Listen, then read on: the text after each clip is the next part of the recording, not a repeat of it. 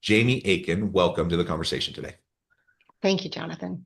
It is a real pleasure to be with you. You're joining us from Nova Scotia. I'm south of Salt Lake City in Utah. And today we're going to be talking about the end of performance management as we know it. Yeah. I love that framing for the topic. I don't know if anyone else thinks of the REM song when I say that. It was just going through my head, Jonathan. As we know it, That's it's right. the end.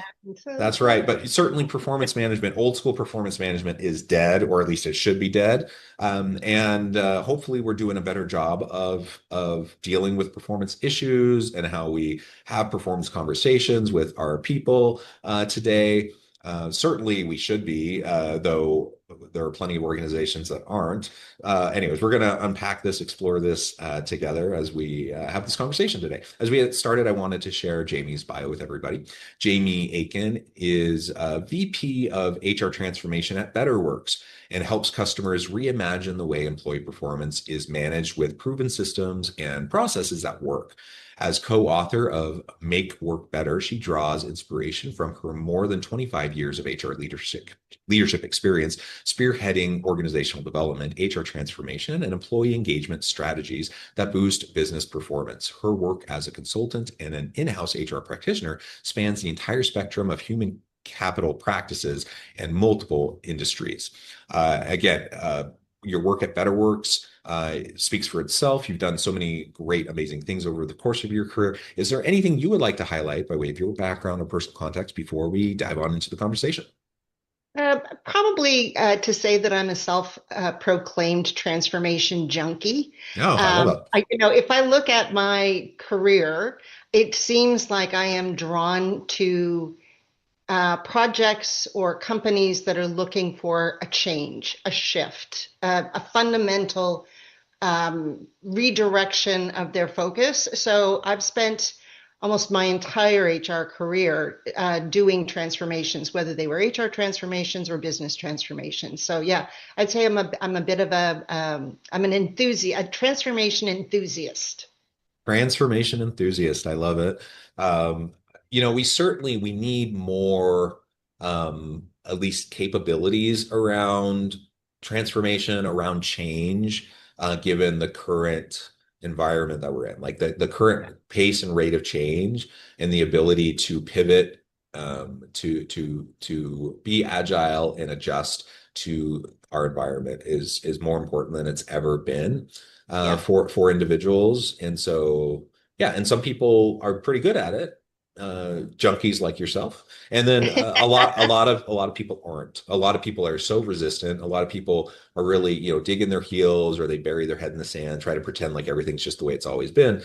and that doesn't get them anywhere. And it certainly hurts teams, and it hurts them, it hurts their team, it hurts their organization, and that's really hard. Now, I say that with a level of sympathy and empathy. Like I get it, like it's hard and it hurts, Yeah.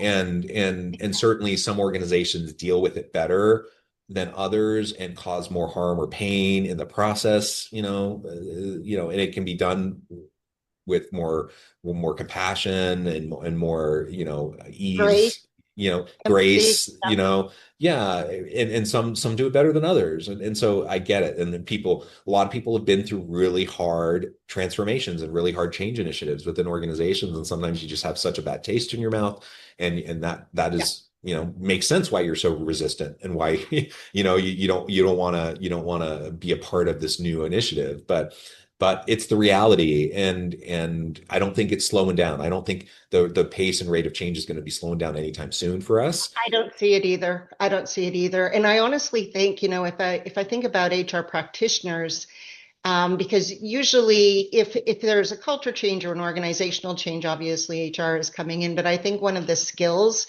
that needs to get even more bolstered over time with HR people in particular is this ability to adapt and to change. I was talking at an event in Washington earlier this year, and I asked, of all of the stakeholders internally, if you are reimagining, in this case, it was, performance management, who are the ones that are the most resistant or the trickiest ones? And everybody put their hand up when I asked, is it managers or employees? And everybody put their hand up. And I said, okay, but what about HR itself? And there Mm. were a few brave souls in this room of a bunch of HR people. There were a few brave souls who put their hand up and said, I think HR also is in a bit of a comfort zone, and is used to doing their processes the way that they've been traditionally been done for years and years. And so I think HR also needs to build stronger competency around change, because ultimately they're going to be the orchestrator of it. Yeah, most of the time, right? Yeah, It's going to fall on HR's head, and sometimes they have that capability, sometimes they don't, and it depends on the size of the organization, right? Like sometimes there are dedicated change and transformation people, or a team, or an OD team or a change team. A lot of times, especially in smaller organizations, you got an HR generalist, or you got a small HR team of five, like yeah. and it, Wearing and it multiple hats. wearing multiple hats, and then they're tasked with doing this, whether or not that's like particularly in their skill set. Maybe they're really more of a benefits person, or Right. they're really more of a compliance person or whatever. Well, guess what? It's going to still fall on you, and you're going to have to kind of figure out how to do it. And hopefully, that's something we can lean into. So, yeah, absolutely, absolutely right. Well, coming back to just change and transformation, certainly part of this, but coming back to kind of the framing for the episode overall, as we talk about the end of performance management as we know it, talk to us a little bit about your thinking around that. Like, why do we need to kill off performance management, the old school performance management? Old school. So yeah, Yeah, clarification. I still think performance is, obviously a key part, although I right. think there's Yeah. a shift now. I think HR people in particular need to think about it or stop thinking about it as an HR process that must be completed, and more focused on what are the business outcomes that we're trying to achieve. And therefore, this becomes part of the engine that is driving the business outcomes that we want. So, I mean, that is aspirationally. And actually, not even aspirationally. I get to talk to companies that are on that path as we speak. But traditional performance management, which we've been talking about for years, is backward looking, once or twice a year, a terror filled moment when you walk into your manager's office at the end of the year Yeah. to get a surprise appraisal. Like those are, they're wrong for so many reasons. They're wrong because you set a goal at one point in the year, it may become redundant, and certainly in this environment that we're seeing in the market right now, it's probably redundant in a couple of months at most, right? So, but in the traditional world, you set it, and then you remind yourself at the end of the year, right? So, just in terms of getting alignment around goals and priorities of the company is offbeat.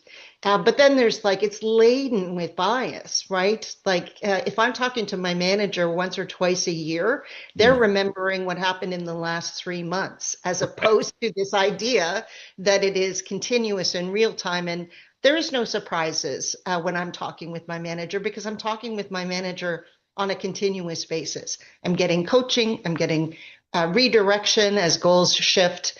It builds trust between the manager and the employee as well.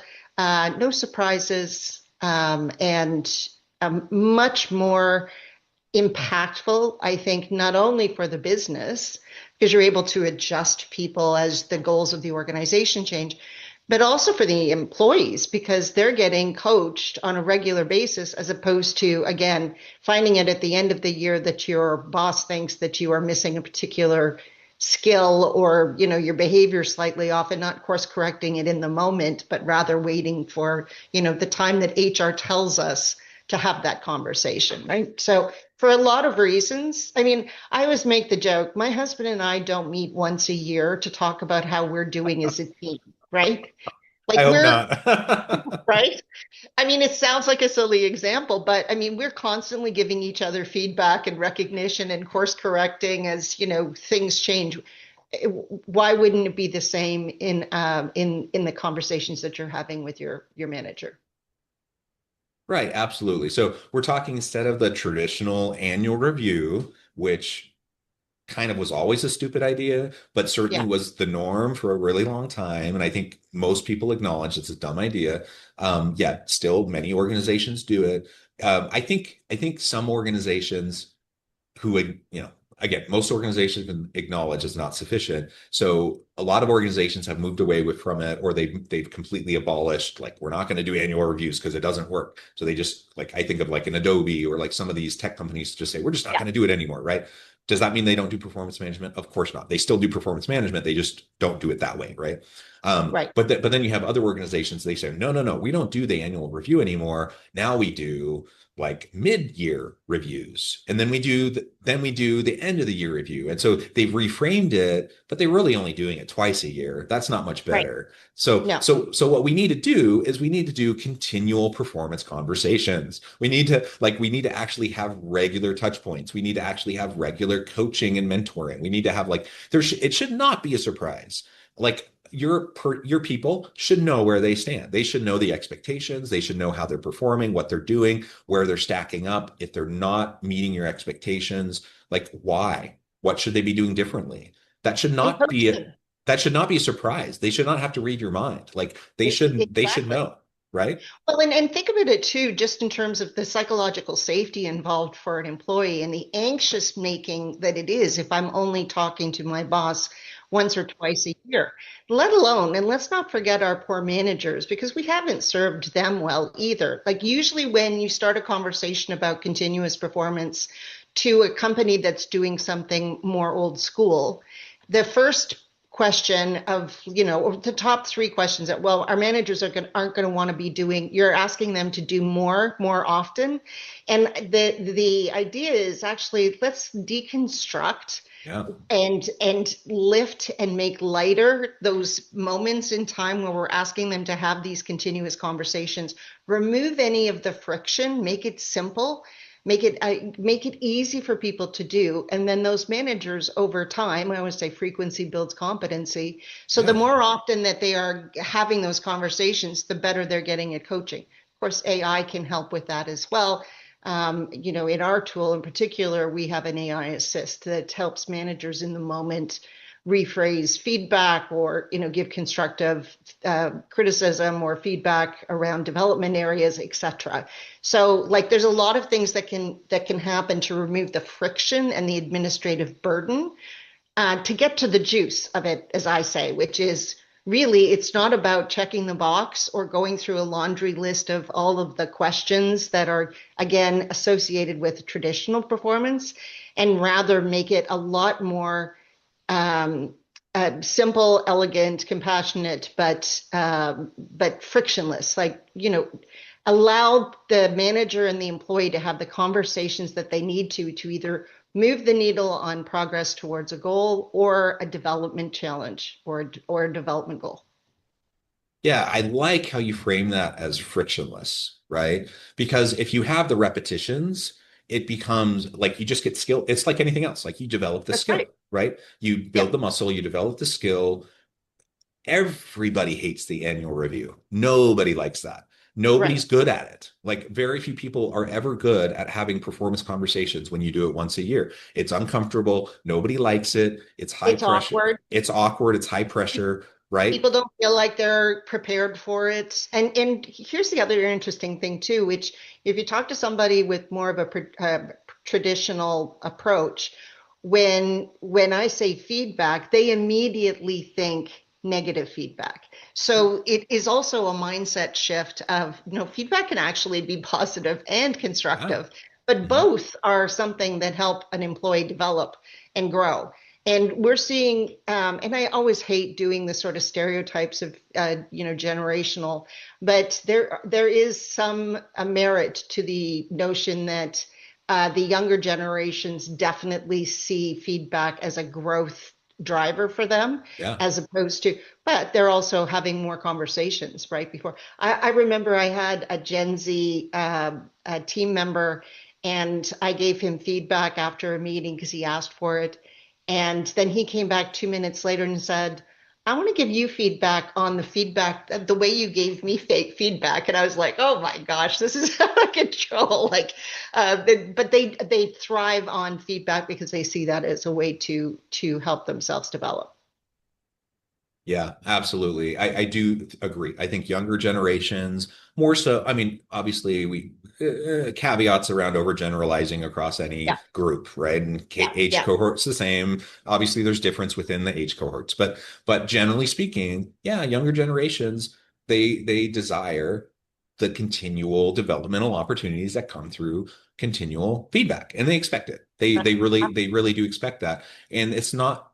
Some people say, oh, they're so entitled, they just need constant hand holding. I mean, you could frame it that way, or you could just say that's good management. Like good management is you meet with your people on a regular basis, you share your expectations with them, and then you coach them and you provide regular feedback. That is like the definition of like being a good manager and a good leader. Like as a professor, and when I teach my students, I teach them like that's what you should do as a good leader, and that's what you should expect when you go into the workplace, right? And so there's no wonder, like I would certainly think that my students would go into the workplace expecting that. Maybe that's my fault. Maybe I'm making them entitled, but No, I think it's, but we all as humans want, I mean, if you really think about it, if giving me feedback is helping me get unstuck when I'm stuck, if my manager is actually an advocate as a coach for me and helping get things out of the way, man, that builds a massive amount of trust and certainly helps my development. What you don't want is an absence of that, because then I mean, we know that one of the top indicators of employee engagement is I understand how what I can do contributes to what the company is trying to achieve, right? In some wording of that is a great indicator of, if that is the case, then I'm going to be highly engaged. Well, if we're not having those conversations, you're missing the plot and you're not being as good of a leader as you could be, just to your point, Jonathan. yeah, yeah, absolutely. Well, this has just been such a fun conversation, and I know we've only scratched the surface. I also know the time, and I need to let you go here in a minute. Perhaps last question before we wrap things up. You had mentioned a tool that you use in your business. I'd love to hear just a little bit more about that. What you do to help ease the friction, help coach managers along in these conversations. Tell us a little bit more about that. Yeah, and the tool is Betterworks, which is the company that I work for. And so we drink our own champagne, as we say here at Betterworks. But the idea is that the expectation is it's a continuous conversation. So there's expectations that we're having these conversations with our bosses on a regular basis. We can give feedback not only to peers and to our bosses, but also to anybody that we're working on projects with. The tool also has captures performance conversations, but again, these are conversations that happen across the year as opposed to individual, like twice a year. Interestingly, AI comes into place by removing some of that friction, especially for managers, by summarizing all of that feedback that gets captured, the recognition that gets captured, summarizes and makes it relatively easy we see between, a 50 to 75% decrease in the time it takes. So the manager is actually better prepared to have the impactful conversations they should be without the administrative burden.